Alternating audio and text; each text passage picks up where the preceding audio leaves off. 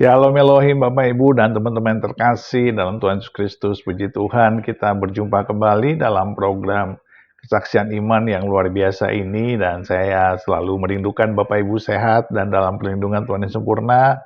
Tentunya juga diberkati Tuhan berlimpah-limpah, sehingga apapun yang dikerjakan dibuat Tuhan berhasil dan menjadi berkat yang besar bagi banyak orang. Dan itulah tujuan hidup kita, yaitu supaya menjadi terang dan garam di muka bumi ini. Puji Tuhan. Terima kasih untuk dukungannya selama ini dan saya percaya itu sungguh sangat memberkati karena itu akan menjangkau banyak jiwa untuk semakin dikuatkan dan diperbaharui imannya dan kasihnya kepada Tuhan kita Yesus Kristus. Puji Tuhan. Baik, hari ini kita akan mendengarkan dua kesaksian dari dua muslimah yang menjadi Kristen ya. Yang pertama oleh karena dia tiba-tiba ingin ke gereja karena menyaksikan orang-orang Kristen yang ke gereja itu begitu bahagia, begitu gembira, begitu cantik-cantik dan selalu berpakaian rapi dan dia tergugah bagaimana mereka bisa merasakan sukacita dan sejahtera yang tidak pernah dia rasakan. Dan itu membuat dia ingin sekali untuk menjadi seorang pengikut Kristus. Walaupun akhirnya dia dibully, dia dicaci maki oleh keluarganya, dibenci oleh teman-temannya, ibu ini tetap mengikuti Kristus. Dan yang kedua adalah muslimah berasal dari negeri jiran, dari Malaysia, yang begitu marah atau sedikit kesal karena suka ditanya-tanya kenapa dia menjadi murtad. Dia mengatakan, bacalah Alkitab. Kalau engkau ingin tahu kebenaran, bacalah Alkitab. Karena memang di ajarannya selalu diperintahkan untuk membaca kitab-kitab terdahulu, tetapi seringkali tidak dikerjakan oleh para muslim atau muslimah karena memang dilarang oleh para ulamanya. Tetapi ibu ini begitu berani untuk membaca Alkitab dan menemukan kebenaran. Nah, bagaimana kesaksian mereka? Mari kita saksikan bersama-sama. Tuhan memberkati. Perkenalkan, nama saya Andingsa Puspasari Hasibuan. Saya anak pertama dari 4 bersaudara dan saya adalah perempuan satu-satunya. Saya itu keturunan ada Acehnya, ada Arabnya, ada Bataknya, terus ada Jawanya juga ya. Tapi kayaknya kalau di saya lebih kental ke Jawanya kayak. Muka saya dibilang nggak ada Batak-Bataknya kan. Tapi nada dan bicara saya tuh macam orang Batak. Ya campur-campur lah ya pokoknya. Dan saya dibesarkan dari keluarga muslim yang terbilang taat. Sedikit cerita, orang tua saya, bapak saya jenggotan ya, terus celananya juga atung ya kan, seperti orang-orang di luar itu. Terus ibu saya juga berjilbab, mereka juga rajin sholatnya. Dan dari kecil ya saya memang dididik sebagaimana seorang muslim. Sholat 5 waktu dan haji gitu kan. Keluarga saya semuanya itu muslim. Ada beberapa memang yang non, tapi itu keluarga jauh, bukan keluarga saya sendiri semuanya muslim. Saya anak pertama dari 4 bersaudara. Saya anak pertama dari 4 bersaudara dan saya perempuan satu-satunya. Itu berat banget. Karena apa ya? Anak paling tua kali ya, berasanya jadi kayak aduh beban banget. Dan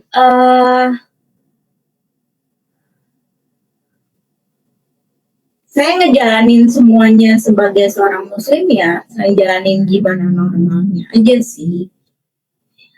Kayak sampai akhirnya di tahun 2000 berapa ya, aku lupa. Aku kayak kelahiran 92 di Oktober. Jadi di aku kelas 1 SMP kalau nggak salah. Kelas 6, kelas 1 SMP itu aku sudah mulai tertarik. Pertamanya gini ya, kebetulan rumah nenek itu dekat sama gereja. Terus aku sering lewat. Jadi gereja sama dia tuh dempetan. Terus aku sering lewat karena setiap weekend pasti ke rumah nenekku. Sering lewat dan aku ngeliat kayak kok mereka ibadah kok rapi banget ya. Rapi, dia pakai dress segala macam. Apa sih sebenarnya yang mereka lakuin di dalam? Pertamanya itu. Terus rapi-rapi banget gitu, kok cantik-cantik banget, kok cakep-cakep banget gitu. Terus aku nggak sengaja aku lihat salah satu acara khotbah di TV, di salah satu stasiun TV.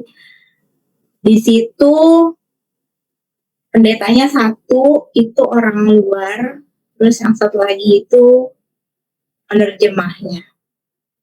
Aku suka dengerin gitu. Tapi memang aku ngedengerinnya nggak lama karena kan itu pagi-pagi dan kakekku saat itu almarhum masih ada. Dia tuh subuh udah bangun, udah sholat, udah keluar, udah ngapain, udah aktivitas gitu ya.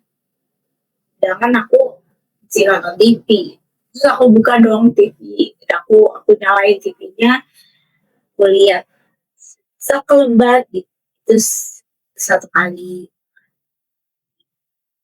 aku makin penasaran, mungkin kan sampai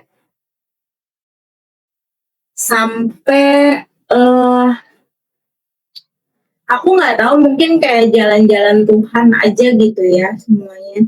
Aku makin penasaran dan aku tanya-tanya gitu sama teman-teman aku. Aku sekolah kebetulan di negeri dari SD sampai SMA.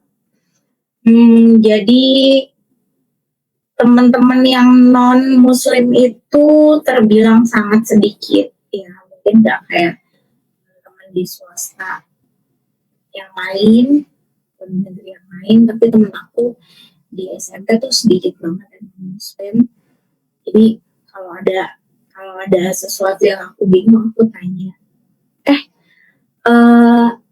makna bintang di pohon Natal tuh apa sih? Gitu. Aku suka nanya kayak gitu. Terus, oh ya, karena aku merasa masih gitu, masih penasaran nih, ada apa lagi nih yang bisa aku tanyain. Bukan saat itu bukan untuk membandingi, tapi kayak nggak tahu kenapa kayak lebih penasaran aja. Terus, iya, jadi kayak sampai akhirnya di 2016 kebetulan nggak tahu mungkin kayak jalan-jalannya kali ya Pak ya, aku dikenalin dengan seorang laki-laki. Dia turunan Batak juga.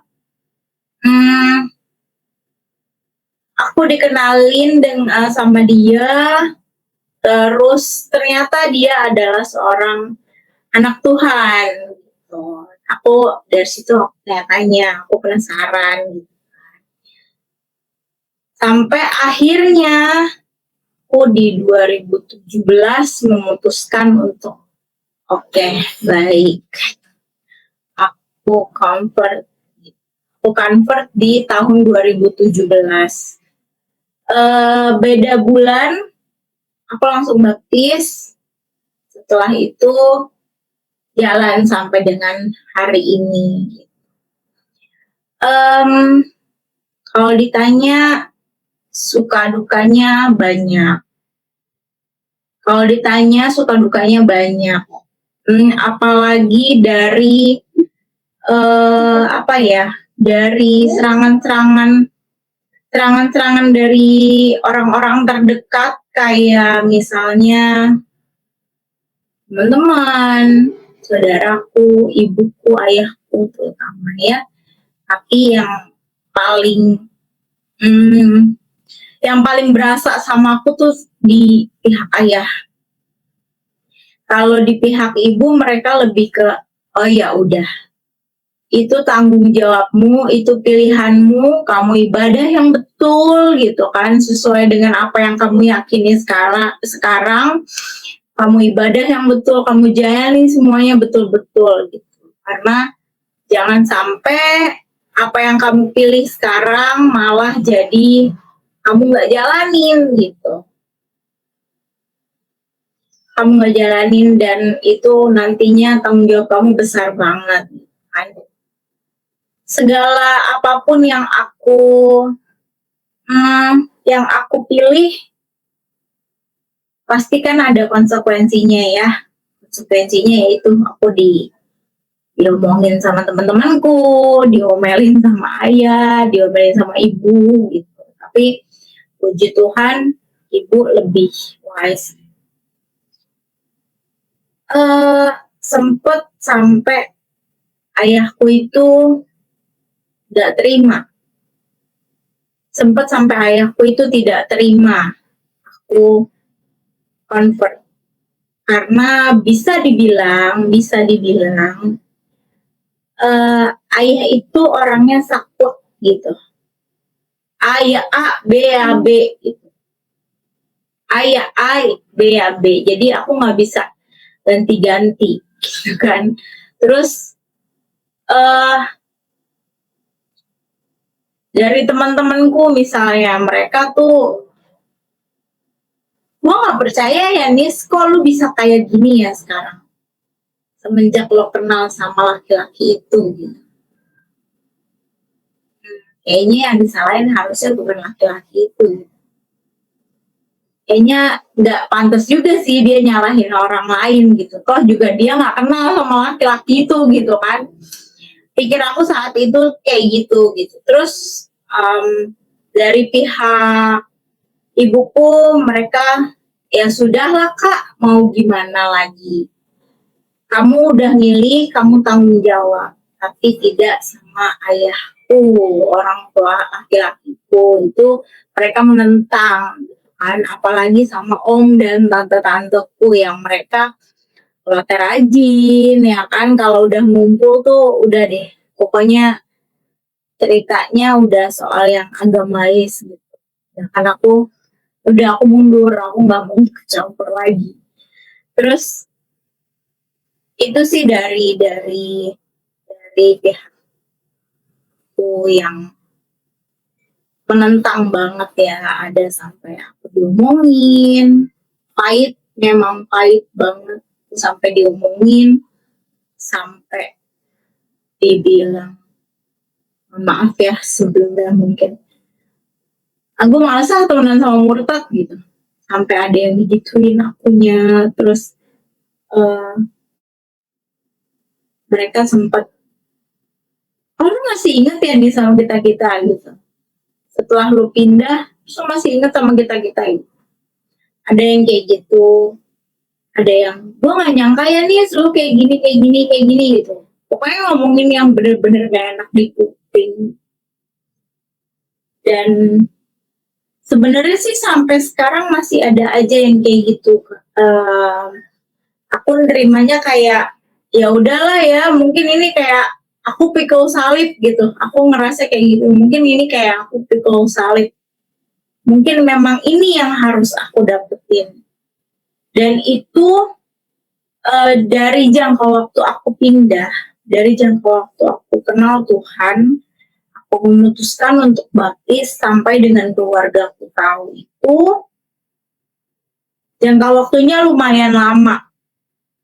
Dan mereka bertanya-tanya, kok bisa kamu menyembunyikan itu? Mungkin buat teman-teman semua di rumah, jangan diikutin, aku salah, tapi aku percaya Tuhan bekerja. Aku minta sama Tuhan please lembutin hati semua orang-orang yang aku kasihi.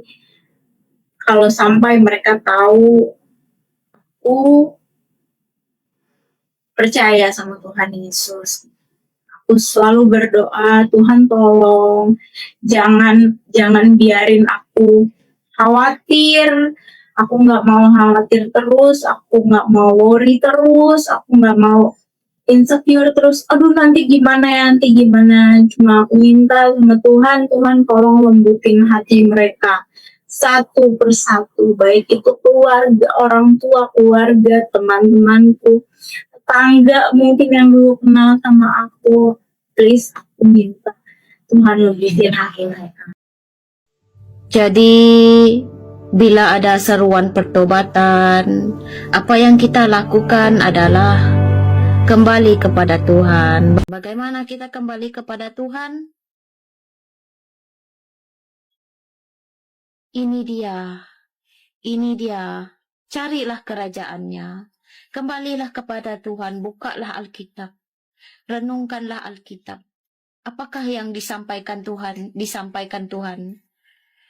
Bagaimanakah cara untuk bertobat? Bagaimanakah hidup dalam kebenaran? Semuanya ada dalam ini. Jadi ini saya mau menjawab mereka yang selalu marah-marah saya dalam komen, cakap saya tidak, bukan marah, mereka komen lah, cakap saya tidak simpan versi sekali dalam video saya.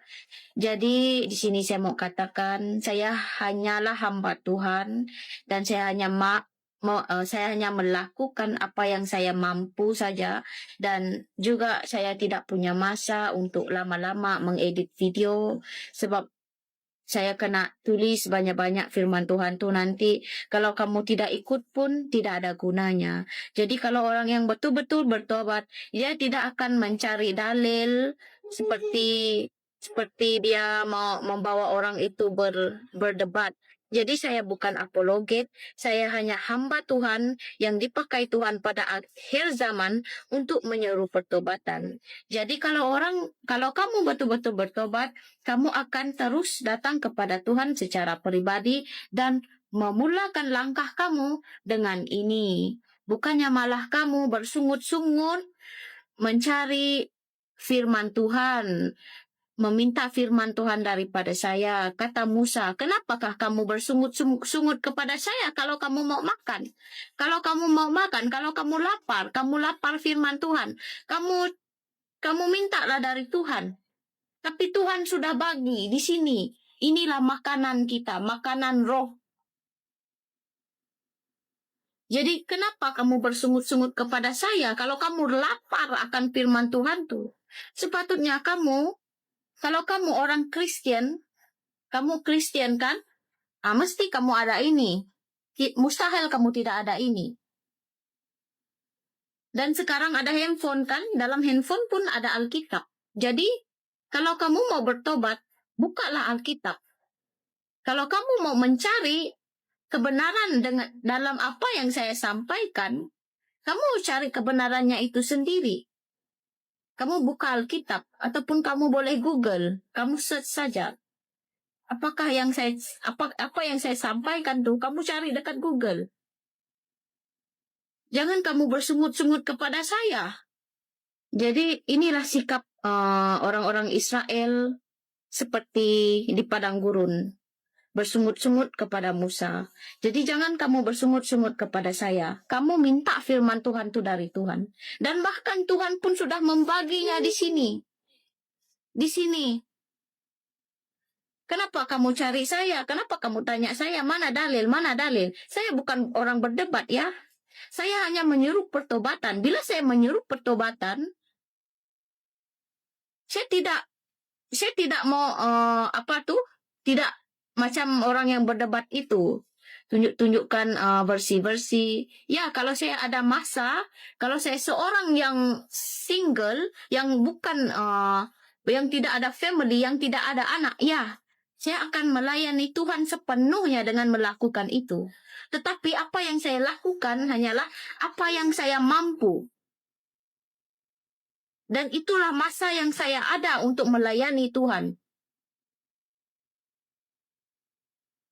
Jadi nasihat saya kepada di luar sana, kalau kamu sekarang tidak mau baca Alkitab, dan bila di hari penghakiman, Judgment Day, bila Tuhan tanya kepada kamu, dan kamu kata kamu tidak tahu firman Tuhan, jagalah.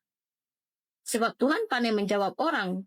Mungkin dia akan berkata begini, bukankah saya telah mengaruniakan kamu untuk pandai membaca, untuk mata kamu melihat dan membaca? Jadi kenapa kamu tidak membaca firman Tuhan itu? Malah kamu scroll-scroll TikTok. Bagaimana kalau Tuhan menanyakan kamu soalan itu di hari penghakiman? Bagaimana kamu mau jawab? Jadi ini seringkali saya pikir, orang selalu memberi alasan tidak ada masa untuk membaca firman Tuhan. Dan pada masa itu Tuhan akan menunjukkan kita masa di mana kita membuang masa itu dengan hal-hal duniawi yang tidak penting. Dia akan tunjukkan kepada kamu. Apakah yang kamu lakukan? Bila kamu ada masa ini, kamu tidak membaca firman Tuhan. Tapi malah kamu memarah, malah kamu komplain dekat hamba Tuhan. Pasal ini, pasal itu. Tapi kamu sendiri pandai membaca, kamu sendiri tidak mau mencari kebenaran itu. Kalau kamu tidak mengerti apa yang saya cakap, memanglah kamu tidak mengerti. Sebab kamu belum mencari kerajaan Tuhan. Sebab kamu belum betul-betul bertobat. Saya tidak menghakimi ya. Saya mengatakan hal yang benar. Jadi ini adalah respon saya. Sebab saya tidak dapat deal dengan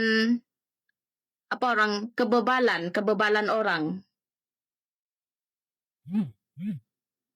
Jadi itulah dia. Kenapa kamu bersungut-sungut kepada saya? Sebab saya tidak memberi versi-versi Alkitab. Kalau saya memanggil pertobatan, kalau saya beritahu Tuhan memanggil pertobatan, jadi kamu bertobatlah. Cari firman Tuhan. Bukan tanya pada saya. Cari firman dia, cari kerajaan dia di sini. Sini semua. Daripada kamu bersungut-sungut kepada saya seperti orang Israel bersungut-sungut kepada Musa. Mereka cakap mereka lapar. Tuhan, kenapa tidak ada makanan? Cakap Musa hanya membawa mereka itu saja. Menyusahkan mereka. Begitulah orang seperti ini. Mereka bersungut-sungut sebab mereka lapar akan firman Tuhan. Mereka mau melihat firman Tuhan itu, tetapi mereka sendiri dapat mencarinya. Ini ada.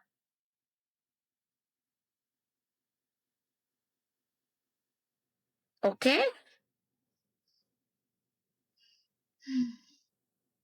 Ya Tuhan, ajarilah saya berlembut, ya Tuhan. Sebab saya sebelum ini bukan seorang yang lembut. Saya seorang yang pemarah sebelum ini. Jadi, janganlah tunjukkan saya kebebalan itu. Sebab saya sudah cukup bersabar dan cukup bersabar dengan kebebalan orang lah.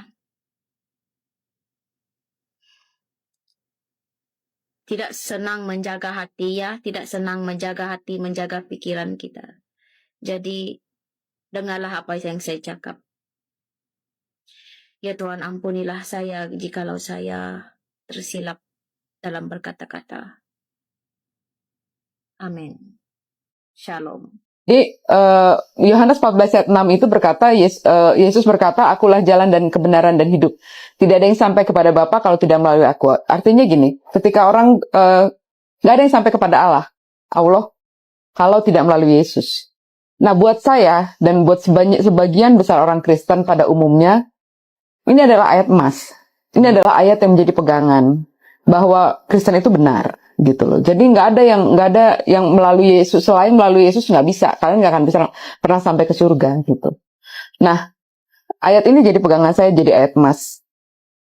Kemudian saya ingin sekali menyampaikan ini kepada sebanyak-banyaknya orang, karena saya pikir harusnya mereka bisa menikmati surga gitu loh. Asal percaya saja. Puji Tuhan, kesaksian yang dahsyat luar biasa dari dua muslimah yang menjadi murtadin, dan kita selalu ingin dunia ini dipenuhi oleh kasih Kristus, dunia ini menjadi terang, dan setiap jiwa mengalami kelepasan, kelegaan, dan diselamatkan oleh Tuhan kita Yesus Kristus. Karena semuanya itu karena kasih karunia dan limpah rahmat Tuhan kita yang begitu mengasihi setiap jiwa, agar mereka semua diselamatkan, ditebus dari dosa mereka, dan mereka menjadi anak-anak Tuhan. Nah, Bapak, Ibu, dan teman-teman semua, teruslah berdoa, teruslah percaya bahwa doa-doa kita selalu menjadi perhatian, menjadi fokus daripada Bapa di surga, karena Tuhan selalu ingin setiap jiwa diselamatkan. Jadikan aku, Tuhan, rumah doamu, agar setiap suku bangsa datang menyembahmu. Tuhan selalu merindukan setiap jiwa diselamatkan, dan kita menjadi rumah doa, kita banyak bersyafaat, kita banyak berdoa untuk keselamatan jiwa-jiwa, dan teruslah percaya, teruslah bersaksi, teruslah semangat, dan teruslah menjadi berkat. Tuhan beserta kita, mengasihi kita, melindungi kita, sampai selama-lamanya. Di dalam nama Bapa dan Anak dan Roh Kudus, di dalam nama Tuhan Yesus Kristus. Haleluya, haleluya, haleluya, haleluya. Amin, amin, amin, amin, amin.